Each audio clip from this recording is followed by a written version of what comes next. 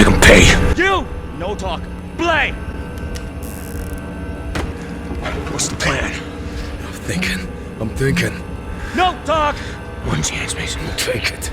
Okay. Bang! You can't kill me! You shoot, GI, you shoot!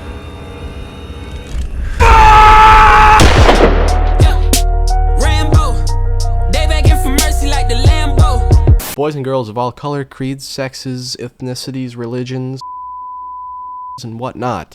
Welcome back to another video. We are going to be going over hand jobs. I meant... I unironically just said that. Handguns in Call of Duty Zombies. The very first impression of any handgun we get in Zombies history is the one you spawn in with. The traditional, the all-time classic Colt M1911. Oh my god! Oh my god! Yes! Revive me, I have a cold! The Colt M1911 is next to 0 in value. It is a pea shooter on rounds 1 and 2 to get you a few points so you can then ditch him like a prom night dumpster baby. Despite the fact that it is quite possibly the worst statistical gun in Zombies history, that does not matter. Its notoriety overrides that. This gun has been in so many games. It's unbelievable. Okay, World of War, of course, but then also BO1 and BO2 and BO3 and in Cold War, where it is significantly better. How did it get so popular? Well, the rate in which you get it is 100%, like on the maps that it's on. So you're never gonna not get it. Arguably even more popular is its upgraded counterpart, the Mustang and Sally, a dual-wield explosive nightmare for the zombies. Interestingly enough, though, in World of War, it's only one singular pistol. It's such a weird thing to go back and try. Admittedly, it is dangerous to use, but if you pair it with PhD Flopper or some sort of perk to negate that explosive damage, you will find yourself in a very, very comfortable situation. You can get out of just about anything. And the only other handgun you can obtain in WoW Zombies is the 357 Magnum, a revolver, and a sexy one at that. Tag this with some liquid cocaine to make that unbearable reload speed slightly faster. That's the trade-off with a Magnum. Otherwise, you're getting a ton of damage and a good amount of ammo. This gun was also a very popular one. It would return in BO1 in the form of the Python. It might not be the exact same thing, but it's similar enough. The Python again in BO2, and the Magnum again in Cold War. You'll quickly learn that there aren't many handguns in COD Zombies because we're already on BO1, and there's only one to go over, which is the CZ75. A very much middle-of-the-pack pistol. It's not quite bad, not quite great. It's average in pretty much every department, but there is a dual-wield version to it as well, and that, I would say, is definitely better. And when you upgrade this bad boy, it becomes full auto. Not a gun I would stick with long term, but it is definitely a temporary solution and can get the job done. Hey, stop! Why? Welcome to Black Ops 2, kids, where the Cap 40 is somehow socially acceptable and the starting pistol isn't the exact same pistol on every map. Let me introduce you to the Mauser.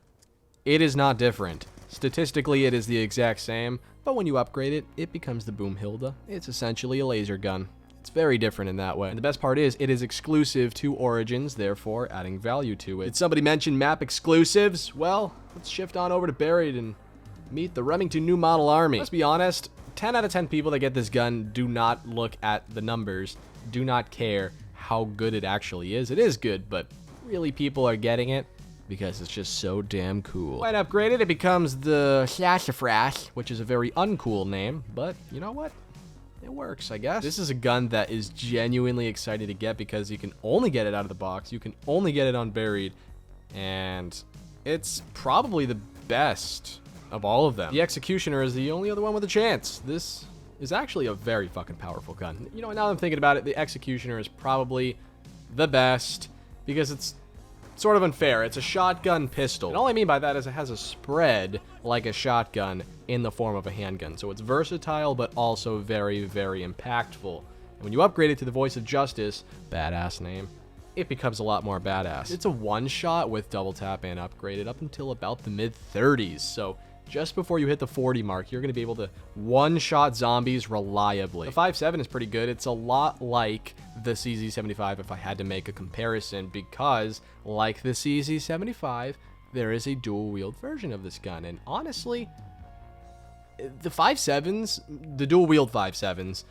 are underrated. Very versatile. It's lightweight, it's got a lot of ammo, the damage output isn't too bad, and the reload speed is obviously not a problem. It really doesn't have a problem. And yet, we still ignore the 5.7. All of us. You included. Hang on, that can't be the end of BO2 already. Why are we flying through this episode so quick? Oh, right. Right, there is one more. The one we don't speak of. The B23R is actually not even that bad. It's only like 1,000 points. It's a reliable starting gun. Yet, it just, I don't know. What is this gun? Like, it's a 3-round burst, fucking, just buy the MP5 or the M14. It's one of those, like, middle, sort of upper tier, but not quite the best starting gun for a little bit more than the traditional 5. It's such a weird position, the B23R. Any popularity this gun has ever amounted came from multiplayer, and also the fact that it is the only option on this fucking intrepid bus that you're stuck on. Black Ops 3! Is that you already? Goddamn. Meet your starting pistol of this game, the MR6.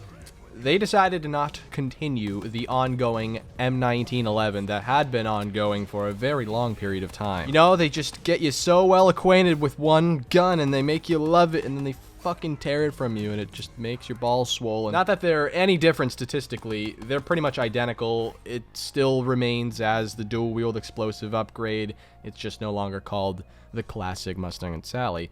It's now Death and Taxes, which is honestly a pretty cool fucking name. But that's not even the first starting pistol you even find in this game. That would be on the first map, Shadows of Evil. The Bloodhound, baby. I gotta say, of any starting pistol of all time, this is the only one that I think is actually better statistically. Just more damage. Like, you can tell you are 3 or 4 shotting zombies to death on round 1, which is slightly better than before. You know, it's not crazy, but it's a pretty cool gun, and it's unique.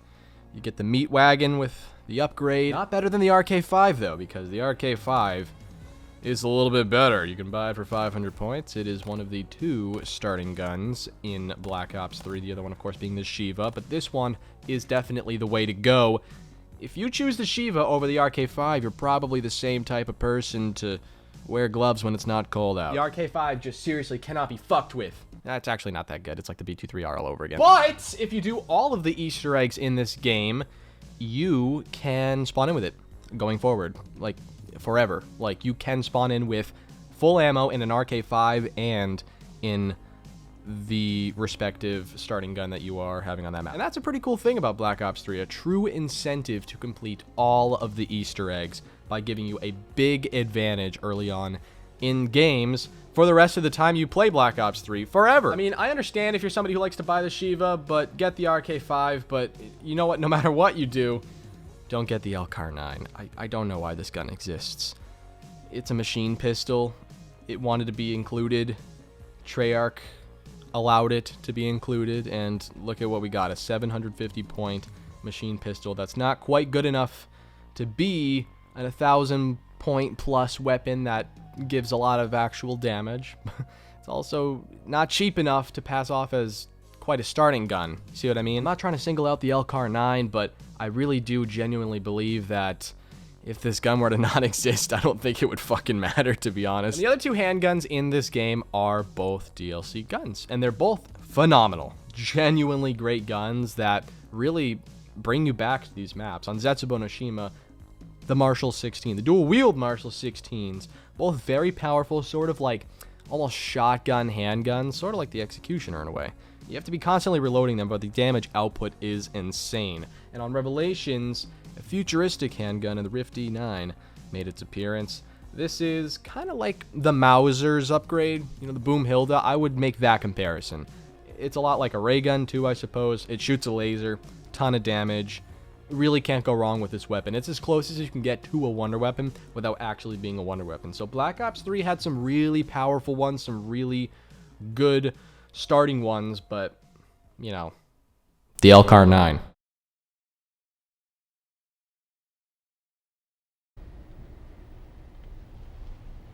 Why are you the way that you are? Honestly, every time I try to do something fun or exciting, you make it not that way. I hate so much about the things that you choose to be. That's the Welling, and this is Black Ops 4. Don't use the Welling. Well, especially because you have so many different choices to spawn in with. See, in Black Ops 4, you can choose your loadout, your starting loadout, before you even spawn into the game. You can spawn in with all sorts of stuff, you know, machine pistols, not the Welling. You can't really go wrong with the Strife. The Strife is simply a handgun. It's semi-auto. It's not crazy in any category, but it's very average, and it'll do very well for you. It'll get you points on early rounds. It's very capable of killing. The Strife is pretty much the way to go, but if you're feeling like you want to spend a little extra dough, you got the Rk7 Garrison as an option. It is a lot like the Rk5. It's a burst. Save up even more, and you can get the Revolver of this game, the Mozu, which has a great headshot multiplier, lots of damage, slow reload, but you get what you get. That wasn't the saying I was going for. And BO4 was doing so swimmingly at this time that they accidentally forgot to not bring back the Cap 40 in the form of the Cap 45. Did it get any better? Not +5 worth. I can tell you that much. And that's it. I mean, BO4 guns are just underwhelming in general, and the handguns really aren't any exception. And there's only one in Cold War that I haven't gone over yet, and that would be the Diamatti, which is a pretty cool handgun. I don't have anything in particular that's incredible about it. It's solid. And would you believe that that is the history of Call of Duty Zombies handguns? Already, just in about 12 minutes. That kind of flew by. Might be the shortest episode up to date. If you guys enjoyed, make sure to leave a like and subscribe. Check out all of the links in the description. Let me know what you want next in the comments section, what class of weapons or what category you'd like to have a history episode on. I love you guys so much, and with that, I've got to go.